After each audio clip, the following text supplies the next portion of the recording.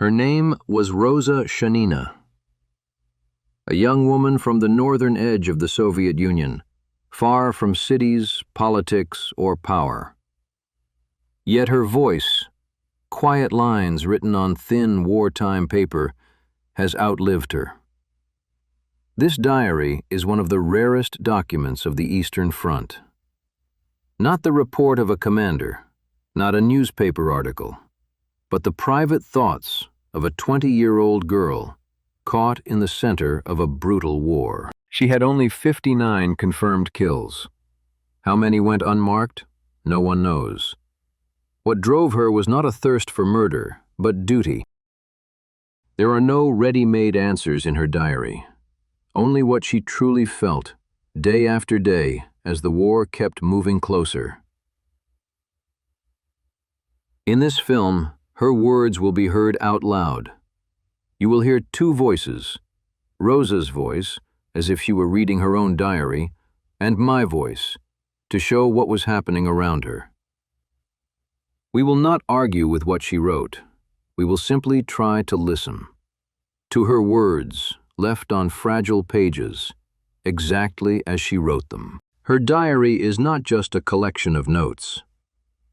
It is the voice of someone who, just yesterday, was a student, and today stands face to face with war.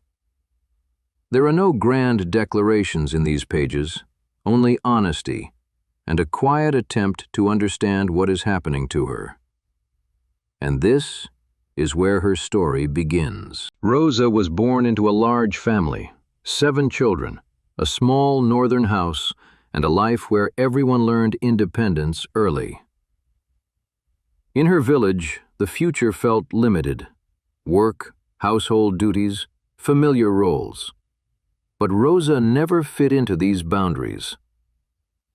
I felt that if I stayed here, I would never discover who I really am. I loved my family. But this village pressed on me like clothing that was too tight. At the age of 14, she did something few in her village dared to do. She left home alone, determined to enter a pedagogical college.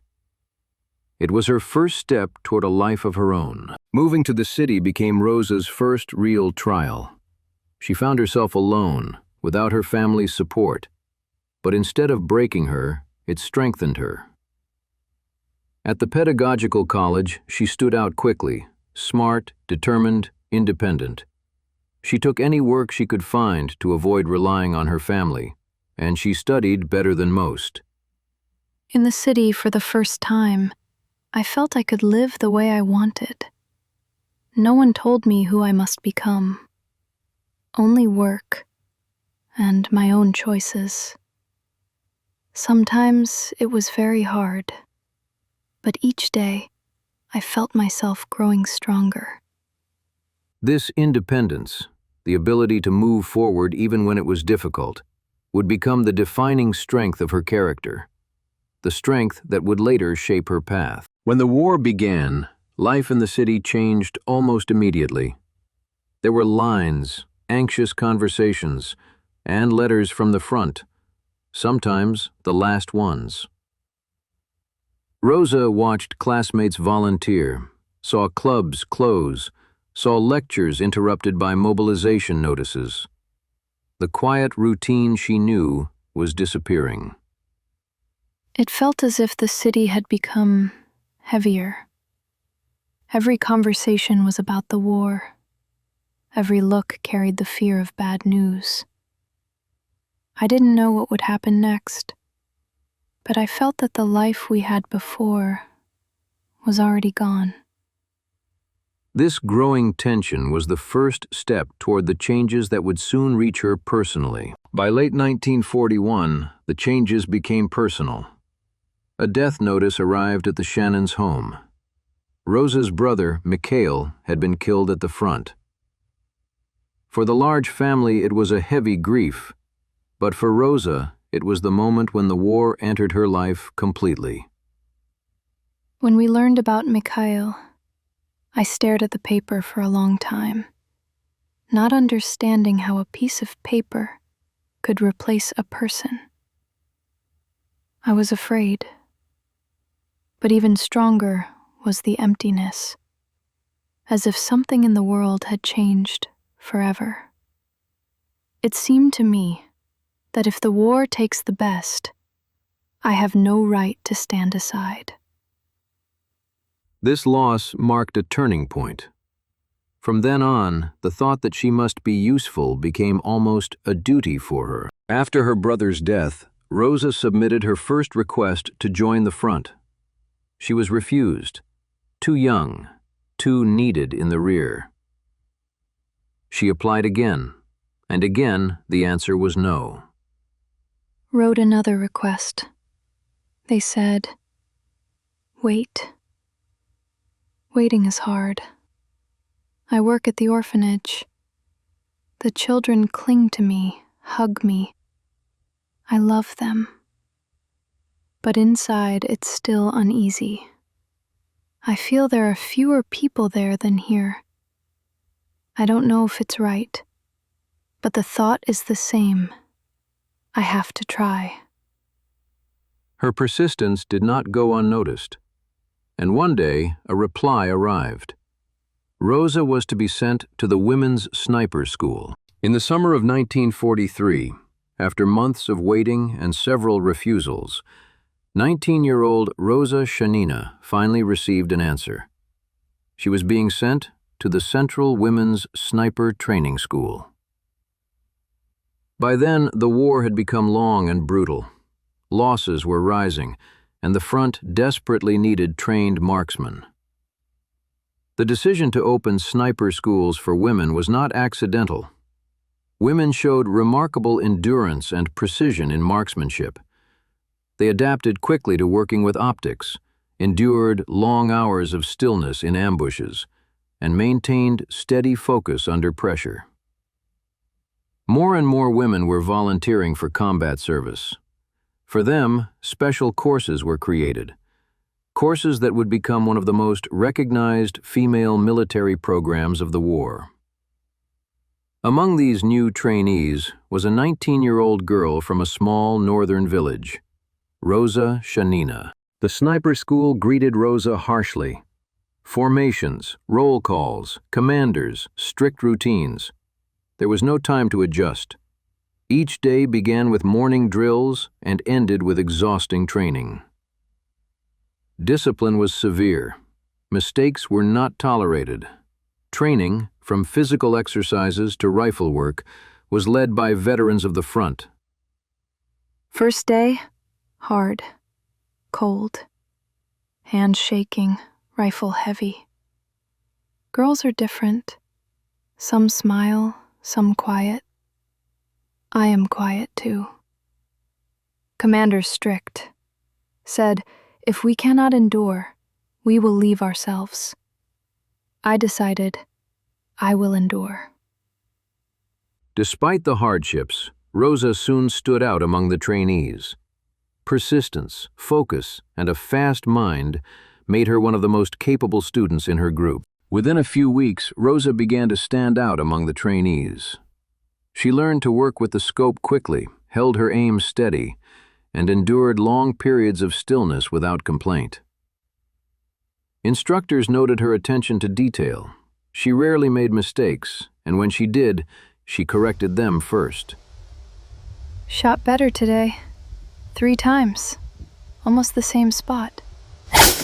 Commander looked and nodded. Said nothing. But I understood. Good. Need to work more. Hands shake less, breathing steadier. If I try, I can do it. Her early successes did not make her confident. They made her work even harder, knowing this was only the beginning. The Women's Sniper School was not only about training. Small communities formed here.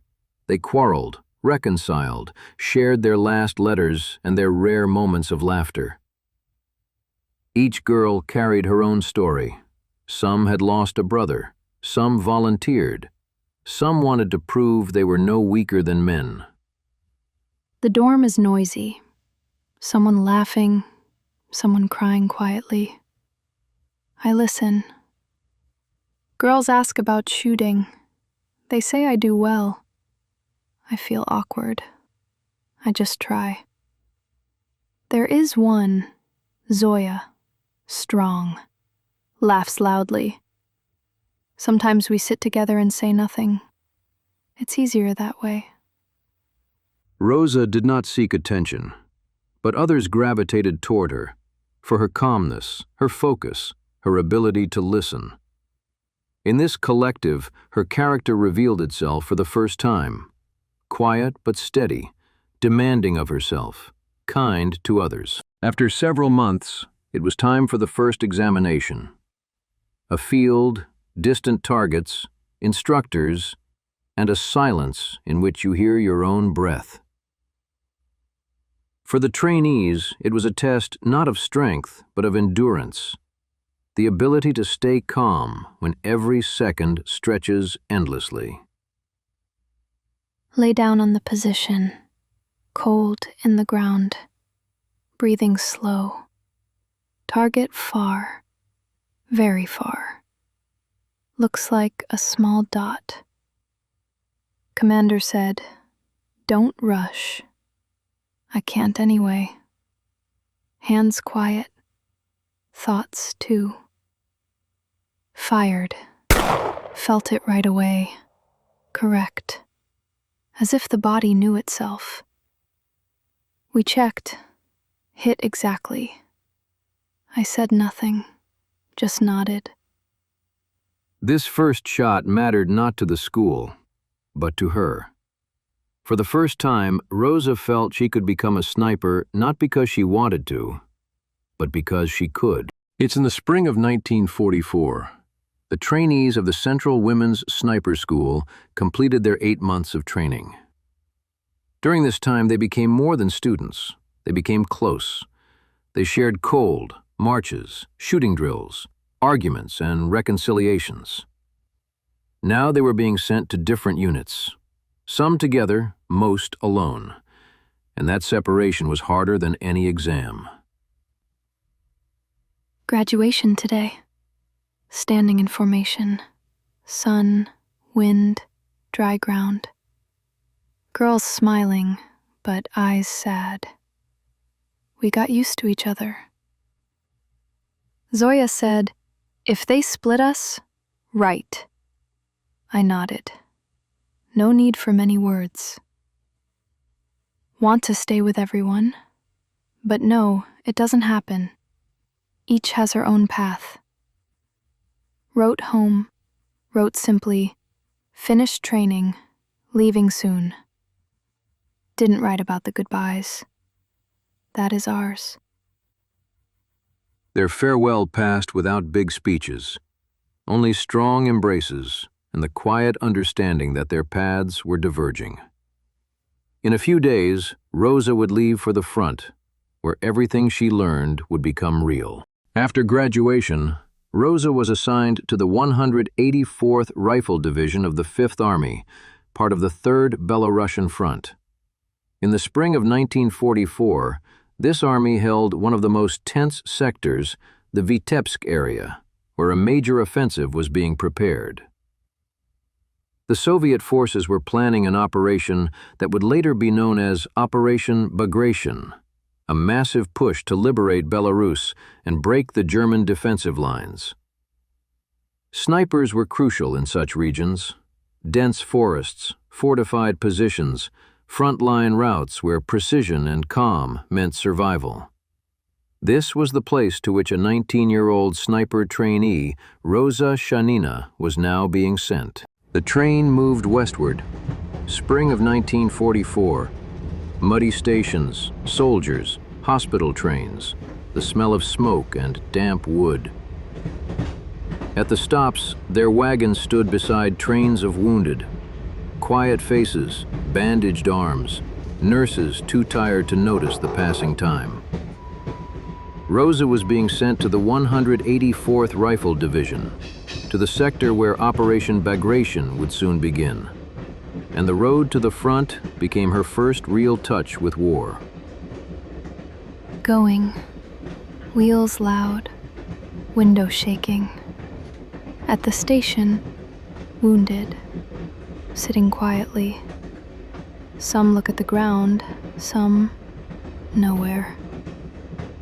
A nurse walked past, eyes empty. I looked, didn't know what to say. Wagon quiet. Someone writing, someone sewing. I write too. Arrived, all calm. Easier this way. Afraid? Maybe. More unsure. Feel everything changing. Close my eyes, see the school, already far. The train moved for a long time, past stations, past wounded and nurses who knew far more of war than she did. Somewhere on that road, Roza understood there was no way back. Ahead was the front. The train stopped at a small front-line station. No parade ground, no formations, only trampled earth and the constant sound of distant artillery. Roza was assigned to the 184th Rifle Division. The welcome was brief. A roll call, a ration pack, and immediately, forward to see the positions. Arrived. Station small. Smoke, wet snow, black ground. Soldiers tired. Everyone looking past. Artillery all the time. No one flinches. I do. Commander said, "You'll get used to it." Not sure, but nodded. Walked through trenches, smell of damp earth. Someone fixing a boot, someone just sitting, staring ahead. They said, "Here you'll be." Looking, don't understand anything yet. Her first minutes at the front were not frightening, just unclear. The reality was quieter and heavier than she imagined. Her first encounter with war was not a scream, but a pressure of silence. A few days after her arrival, Roza came under fire for the first time. It happened suddenly. A shout from a sentry, a sharp whistle in the air, and the ground lifting under her feet. For the veterans, it was an ordinary day. For Roza, a moment impossible to forget. First, a whistle. Didn't understand. Then, impact. Earth in my face. Someone fell beside me, a soldier. Blood on his arm. I look, can't look away. Commander yelled, "Lower!" I dropped down, breathing fast, heart loud. He was moaning quietly, very quietly, eyes empty. Didn't know it could be like this. When it stopped, we carried him to cover. He was heavy, warm, barely breathing. Death close. I thought it would be different, but it just lies there. This first shelling was her true introduction to what no school could prepare her for. After that, fear was no longer abstract. It became part of the work, part of the front, part of her. The first battle began early in the morning. Mist hung between the trees, and Roza, together with an observer, was sent to take position on the edge of a forest belt. She lay almost motionless, hearing scattered shots, branches trembling, and her own breath beneath the camouflage cloth. Lying, wet grass cold, hands steady. Here, they're coming. See a silhouette, slow. Not rushing. German soldier. Helmet shining. Observer whispered, "Yours." Heart loud. Breath short. aimed easily, too easily, like training. But this, not training. Fired. He fell at once, just sat down and lay. Thought it would be different. A cry, pain on the face, but he just fell. Observer said, "Good." I said nothing. Kept looking at where he fell. Don't know why. Wanted to understand what I had done. This first shot left in her memory not pride and not fear, but a quiet, heavy stillness. Her work at the front began not with heroism, but with the understanding that every precise shot has its price. After the first battle came days that resembled neither training nor exercises. These were days when death became part of the landscape, not a tragedy, but a constant background. Roza had not yet grown used to it, but she was beginning to understand what the older soldiers felt. Shot again today. Second time now. Hands shake less. Didn't think it happens, that a person can get used to this. But it seems it happens. See our dead. Hard to look. Sometimes I turn away. Sometimes no strength left. Death around, like fog. Thick. Not painful, not loud. Just there. Need to work. If not me, someone else will lie where he is now. Sometimes I want quiet. Just quiet. This is how the inner shift begins. Not in one day and not in one battle. Fear sinks inward. The trembling fades. And what remains is what soldiers call combat calm. After the first battles, life at the front did not become easier, but it became clearer. Roza began to notice the people around her, their exhaustion, their rough, familiar kindness, their ability to joke where laughter should not exist. The soldiers accepted her quickly, quiet, attentive, and harder to draw into conversation with every passing day. Sitting with ours. They drink tea, talk about home. I listen. Sometimes they ask, "How is it for you here?" I say, "Fine." Don't know what else to say. They are good people. Laugh a lot. Sometimes I want to laugh too, but can't. Today the girls shared rations. Gave me a piece of sugar. Said, "You're skinny. Take it." I smiled. Don't smile often now. We're all different here, but somehow being close makes it easier. Maybe because we all know what tomorrow can be.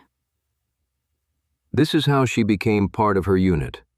Not a hero, not a symbol, but their own, quiet, reliable. The soldiers respected her not for her accuracy, but because she shared with them the same silence. A few weeks passed. Roza worked with precision, calm, and almost without noticing it herself, became one of the most effective snipers in her unit. The commanders marked her in the reports, and soldiers increasingly called for her when someone needed a look or cover. They said today, "You work well." Didn't know what to answer. Sometimes they write down numbers. I feel uneasy about it. It's a life. Each one. But work must be done. Ours trust me. If I miss, someone will hurt. Commander gave me a new rifle. Said I earned it. I took it. Hands were steady. In the evening, a soldier came. Said, Thank you for today. I nodded, not used to such words.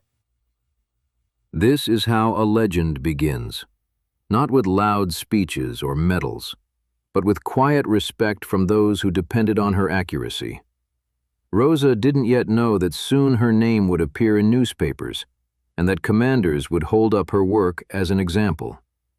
But the first steps were made here, in the wet trench, in the fog, between battles, where she simply did what needed to be done. Woke earlier than the others. Watched the fog. It looks the same as at home, but I'm already different. Check my rifle. Every morning, the same. Hands do the movements by themselves. Don't flinch at the shelling now. Strange. As if my body already knows where I am. Eat little, sleep dressed, write short. Now everything short. After every battle, emptiness, as if something leaves from inside. But when I look at our men, I understand why I'm here, and I keep working. Sometimes at night, I try to remember who I was before, and I can't recall right away. When the front finally grew quiet, everyone rushed to write letters. Thin sheets of paper meant to remind them that somewhere beyond the trenches, life still existed, a life where one could love. Roza received plenty of attention. People liked her, respected her, smiled at her. But letters required honesty, not admiration. Writing again today. It's easier to write than to speak. Sometimes men bring me letters, laugh, ask who I'm writing to. I smile, but inside, quiet. Maybe I could love, but how? When every day is a new position, every person temporary, and all thoughts are about surviving till tomorrow. Letters come rarely. Some never come. I'm not angry. I just understand. Their life is there, and mine, here. She wasn't alone, but more and more she felt that love here was not the love people knew at home. Here, it was an attempt to hold water in one's hands. Roza was never short of attention. Soldiers often looked for reasons to approach her, to help, to talk, to sit nearby. Sometimes it even became funny, but Roza never mocked anyone. She understood. Everyone here seeks warmth in their own way. Today, one soldier decided to court me, I suppose. Seriously, too. He brought me something like flowers. 3 dry twigs. But he held them as if they were a bouquet from Moscow. He said, "Roza, you're Roza." And that was all. He couldn't think of anything else. I didn't get angry. He's a good man. Just tired. Just wanted to feel alive. I told him quietly, "Thank you, but no." He blushed, smiled, and ran off. Sometimes they argue over who will carry my canteen or sit beside me during rest. It's sweet, but it's a game, a way to forget the war for a moment. Some write me long letters, beautiful ones, but I know the same letters go to other girls in other units. Others speak of love too easily, too lightly. They want warmth, not me. Sometimes I like someone, a word, a look, and things seem brighter. But I move forward constantly, shifted from place to place. How can anything grow when you live between positions? She didn't reject men. She simply understood that their feelings were too quick and her life too unstable. And so she was surrounded by people, yet had no one truly close. Frontline bonds rarely lasted. People appeared and disappeared like shadows in the fog. Roza knew this well. There was Bloken, calm, reliable. They spoke often and were silent together. But he was sent to the rear, and the thread between them faded away. His letters grew rare, short. And there, in the rear, he had Tanya. He never let me read her letters, and I understood why. I wasn't angry. I just saw another thread break on its own. But this story did not wound her deeply. Not like another, the one that was true, and died together with the man she loved. Among all the people she met at the front, only one left a mark in her diary unlike any other. Misha Panarin. She didn't write much about him, but every word she did write was precise, quiet, and deeply personal. I cannot accept that Misha Panarin is no longer alive. He was such a good man. He loved me, I know. And I, too. My heart is heavy. I'm 20, and I have no close person. She never described details.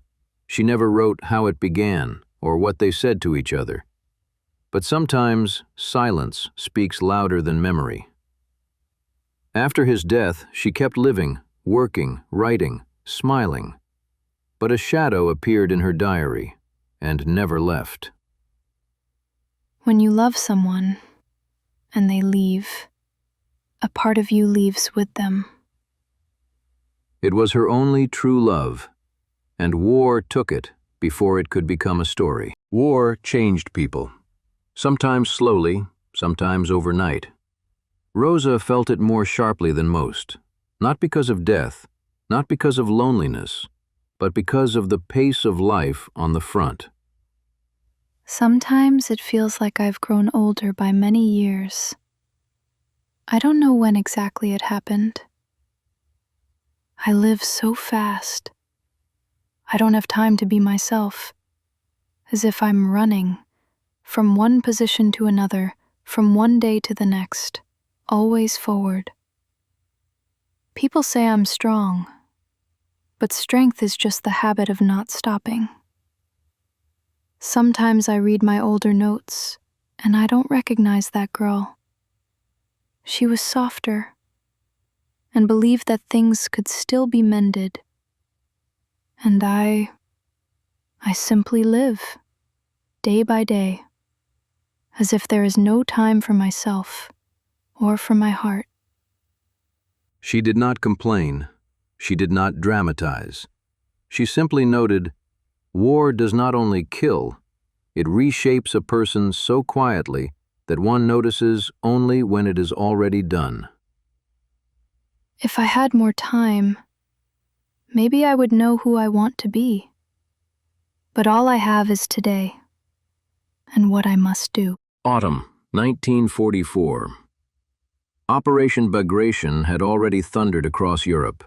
Soviet forces were pushing into East Prussia. The front tightened into knots of brutal fighting, fortified lines, counterattacks, days when a single ridge could cost hundreds of lives. In these battles, Roza changed quickly. The quiet, smiling girl who wrote letters at night was becoming a sniper spoken of throughout the army. She has over 30 confirmed kills. Commanders respected her, soldiers knew her name, and her photographs appeared in frontline newspapers. Sometimes I read what they write about me. It feels as if it's not about me at all. As if it's another Roza, one who walks forward without looking back. Her rise coincided with the hardest stage of the war, and the louder her name became, the quieter her own thoughts grew. Another correspondent came today. Said I should take a photo for the front page. I didn't want to. It feels strange being photographed before a battle, as if war is some kind of exhibition. They say I'm up to over 30 confirmed now. They count, they write it down, but I don't. I don't want to. To be honest, I don't like that they write about me. It feels unreal, as if they're talking about someone else. Some girl who fears nothing, smiles in every picture, and always knows what to do. And I still just want to go forward, closer to the work, closer to the men out there in the mud. But once again, they try to hold me back, protect me, as if I'm made of glass. Sometimes it feels like the more they write about me, the further I am from the job. And I came here to work, not to pose. In the middle of autumn 1944, after the sweeping success of Operation Bagration, the Soviet army pushed toward East Prussia. The front was moving fast, and Roza moved with it. Her commanders knew her name, so did the newspapers, and more often she heard, "Protect her. We need snipers like this." But Roza refused to stay in the rear. She always fought to be where things were hardest. When they keep me behind, I cannot sit still. I need to be where my men are working. I don't ask for awards. I don't need pretty words. I need work. My job. The front. When the newspapers praise me, I feel embarrassed. They write about me, but there are so many who do no less. But if I'm honest, I'm glad they hear me. It means I'm not here for nothing. Her popularity grew. Soldiers recognized her. Commanders argued whether to send her forward, where she was most effective, or hold her back so she wouldn't be lost. But Roza always found a way to go where she was needed not as a symbol, but as a sniper. By the end of 1944, Roza Shanina's name was known far beyond her regiment. Frontline newspapers wrote about her. Commanders cited her results in official reports, and it was then that formal recognition followed. For precision, composure, and dozens of confirmed targets, Roza Shanina was recommended for an award, the Order of Glory 3rd Class. For some, this would be a path to fame. For Roza, it was awkwardness and an inner quiet. Today they announced it. I'm being put up for an award. Everyone congratulates me, but I can't quite understand why. Each of us does the same. Every day. We shoot, we move, we hold on. I don't like being singled out. It feels as if all this isn't about me, but about the war. But war rarely stops. It rewards, and a day later it takes away. A few months later, Roza received a second decoration, the Order of Glory 2nd Class, a level achieved by very few. She wrote about it briefly, modestly, as if it had nothing to do with her. More congratulations. They say they're proud of me, but all I want is to return to the front line. There is work. There, things make sense. Here, only talk. To be honest, I don't feel like a hero. Her awards were deserved, her achievements exceptional. But to Roza herself, they were only paper, metal, and another reason to keep her in the rear when she longed to be where, as she put it, the real work is done, not discussed. After the newspaper publications and the awards, people around Roza changed. Soldiers now came to her not just as a comrade, but for advice. They asked her how to breathe when shooting, how to choose a position, how to hold steady under fear. Commanders looked at her differently, not as a young girl, but as a fighter who could do what many could not. They ask me things as if I know all the answers. I only do my work, and I feel fear just like they do. Today they said again that others follow my example. I only think I must not fail them. Popularity did not change her. She became more serious, stricter with herself, quieter. But one thing stayed the same. She kept pushing toward the front line. Every attempt to keep her in the rear felt to her like a punishment. Awards, newspapers, talk, all of it slows me down. I need to be there, where the work is, where things are simple, either you or them. Here, among smiles and words, I feel out of place. They respected her, admired her, used her as an example.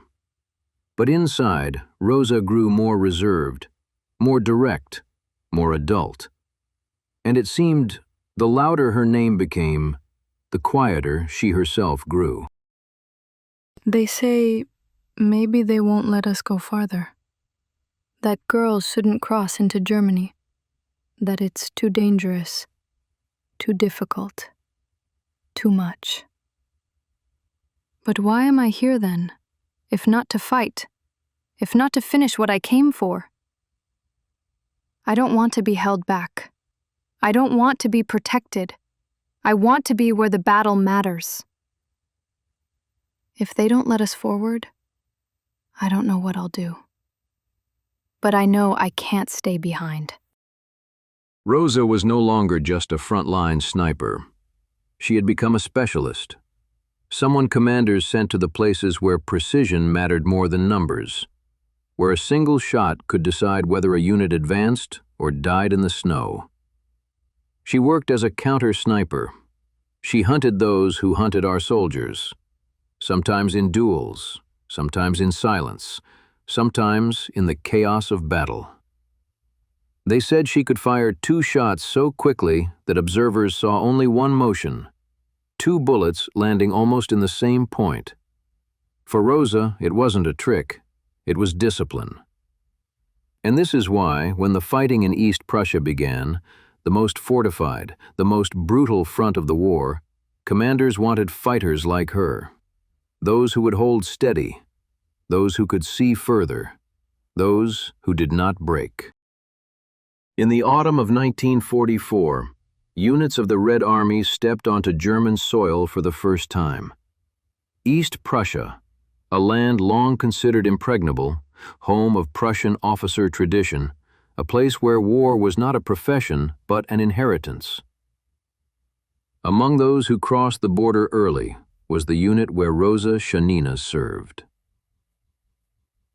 If autumn was the beginning of the path, then winter was its true face. East Prussia was not just territory, it was a continuous fortified region. Every village, a defensive knot. Every cellar, a firing point. Every road, a corridor covered by German guns to the last meter. Sappers said, "Prussia is a place where the ground itself tries to kill you." The advance was slow, costly. Every kilometer came at a price, a very high price. For infantry, Prussia was a meat grinder. For a sniper, an endless hunting field where the hunter was always in someone else's sights. German snipers worked with precision, cold discipline, and intimate knowledge of their land. They knew the attackers would come no matter the cost. Roza answered them in kind, and more. She did not count her results by newspaper numbers. She fired 2 shots into one point, a double shot, so clean that the target often never had time to fall after the first. She tracked enemy snipers for hours, for days. Their craft mirrored her own. She respected them and destroyed them. What happiness to fight for the happiness of others. If I must die for the common happiness, I am ready.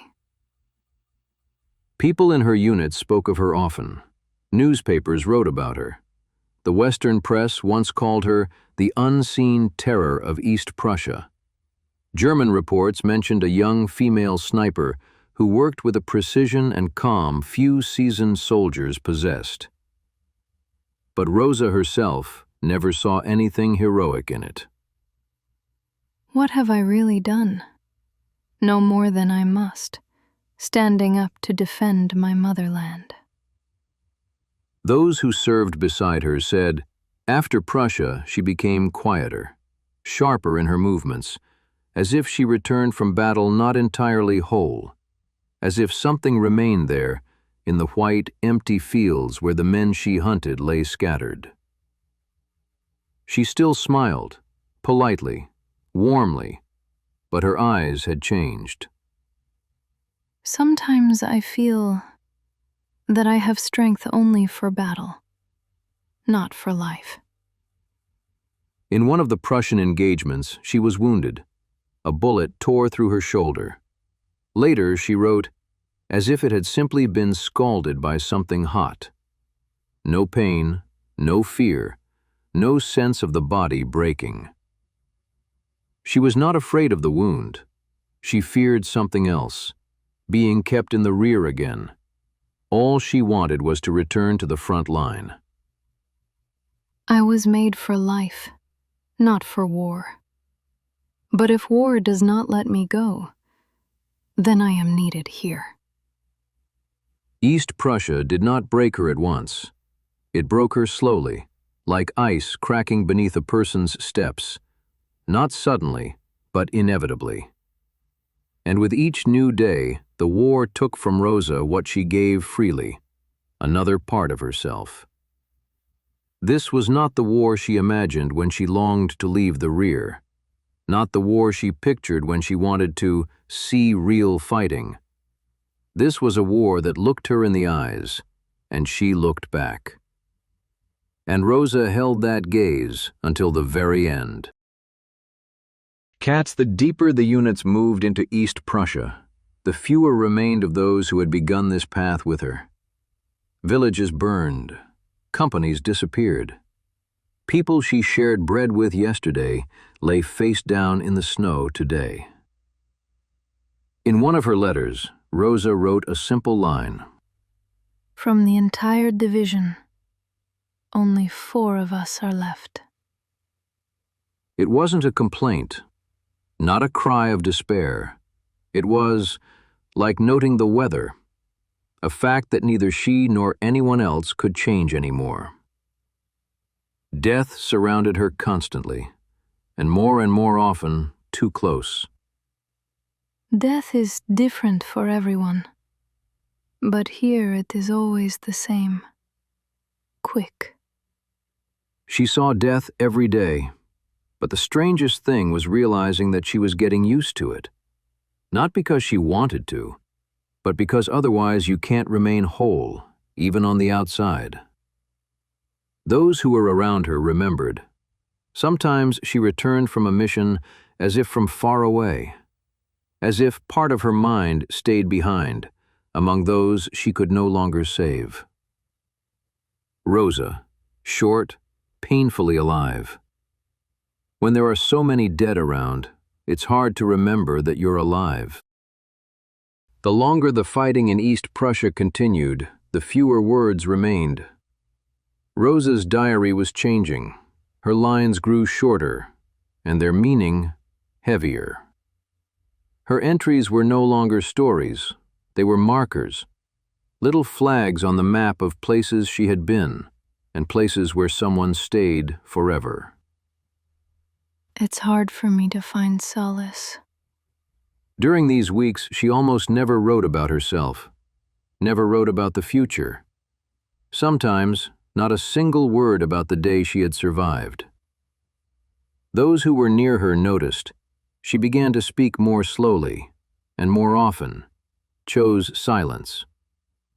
I no longer feel useful to anyone. With every battle it became clearer. Prussia didn't break people with screams, but with silence, with what was left after the shots. Death was always close, but now it stopped frightening her, and that was the most frightening thing of all. Strange. The more death I see, the quieter I become. Her diary was still breathing, but the lines were thinning out, as if disappearing between the battles. And soon would come the moment when the silence around her would become louder than any words. By January 1945, East Prussia had become a storm that swallowed everyone in its path. The troops were advancing toward Allenstein. They fought for every ravine, every copse of trees, for every house that was still standing. Roza Shanina was at the front line, exactly where she wanted to be, where, as she said, the work is done, not discussed. On January 27, 1945, her unit came under intense fire. The infantry suffered heavy losses. Roza, as always, pushed forward, toward the one place where there was still a chance to save at least a single wounded man. When her severely wounded commander fell on an open patch of ground, Roza ran toward him. A few steps, a few seconds, and a shell fragment exploded beside her. The wound was fatal. It is hard for me to find solace. It became one of the last sentences in her notebook. She died in the arms of medics. She was 20 years old. Her comrades later wrote that she remained calm, that even in her final moments she was thinking not of herself. She was buried on the outskirts of the East Prussian village of Dahlmann. Her grave was lost after the war. Only a record in the documents remained, and her diary, a thin notebook filled with words that grew shorter and heavier toward the end. Her story lived longer than she did. Photographs, a few newspaper pages, letters, and the memory of those who saw how a fragile young woman could be braver than fear and more honest than war. 4 members of her family went to the front. 4, and none of them returned home. Roza Shanina lived a brief life, but she left behind not a legend, a truth. The truth of how war takes the bravest, and how sometimes a 20-year-old girl can be stronger than death.